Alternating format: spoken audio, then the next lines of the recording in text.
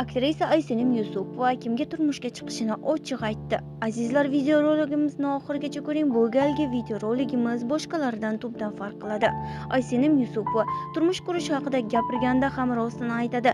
Shu kasbni tanlab turmushga chiqmaganimdan afsuslanaman deydi u.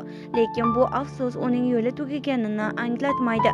Aysenim hali ijod qilishni, baland cho'qqalarga chiqishni, eng yaxshi rollarni oldinda ekanini ochiq tan oladi.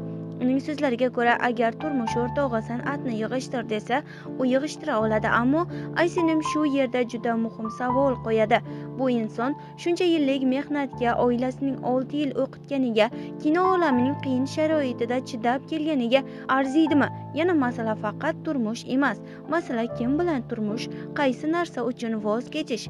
Bo'lajak turmush o'rtog'i haqida Aysenimning talablari ham bor. Uning aytishicha, avvalo ruhlar bir-biriga mos kelishi kerak. Ko'zimga qarab ichki holatimni, ko'nglimda nima kechayotganini his qiladigan, so'zsiz ham tushunadigan inson bo'lishi lozim. Eng muhimi, boya aytganimdek, ruhlar bir-biriga to'g'ri kelishi, deydi aktrisa. Biz bilan qoling va kanalimizni kuzatib boring.